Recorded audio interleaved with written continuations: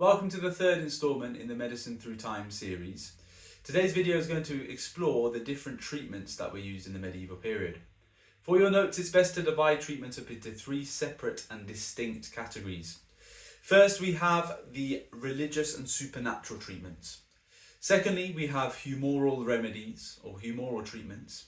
And finally, we have herbal remedies.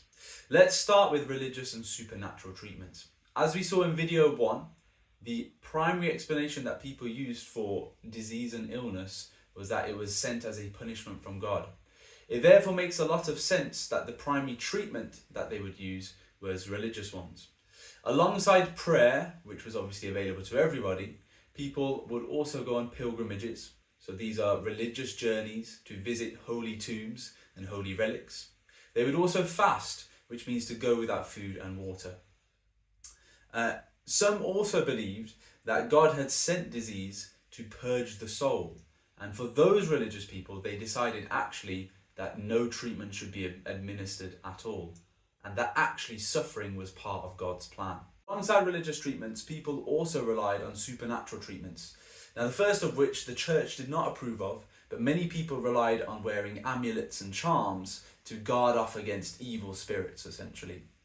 Astrology was also important. As we saw in video 1, the zodiac man, that 12-point diagram, was used not only to diagnose a person's illnesses by consulting the stars, but actually they also used the alignment of the stars in conjunction with the zodiac man to decide when treatments should be given and when they should be administered. Finally, the king was also seen as having a holy influence or a holy touch. And actually, King Edward I was famed for having a touch which could potentially remove illnesses. In just 1 year alone, 2,000 people queued up to essentially be touched by Edward. Now we're going to move on to the second type of treatment, which was humoral treatments. As we saw in video 2, Hippocrates theorized that all humans were made up of 4 liquids or 4 humours. And a person was sick if one of those humours was in excess, aka if they had too much of one humour. So people in the medieval period tried many humoral treatments to remove the humour in excess. The first humoral treatment is phlebotomy, or in other words, bloodletting. And this could take on 3 forms. So firstly, we have the cutting of a vein. So they would often pick veins on the back of a person to release blood. But sometimes that might lead to excess blood being lost. And in those cases, especially for vulnerable and older people, leeches were used as a safer alternative. Now, leeches basically suck a person's blood, and it was thought that in doing so, it would remove the humour that was in excess. These leeches were particularly effective for people who were more vulnerable and people of an older age. And as such, they were widely used throughout England. The last type of phlebotomy was cupping.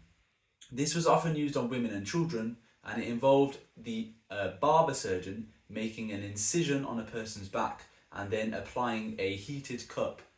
The cup would act as a vacuum and would draw the blood out into the cup. So almost working in the same way as a leech, but obviously without having a nasty creature. The other most common type of humoral treatment was purging.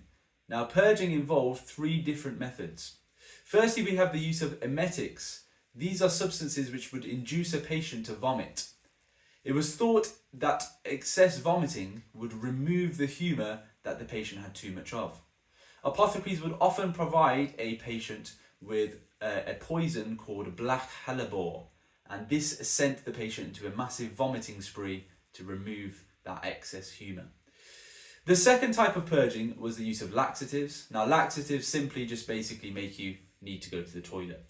Linseed was the most common one that was used, and it is still used today. The final type of purging was the use of an enema. Now, an enema is where liquid is squirted into a person's anus to remove a stubborn blockage.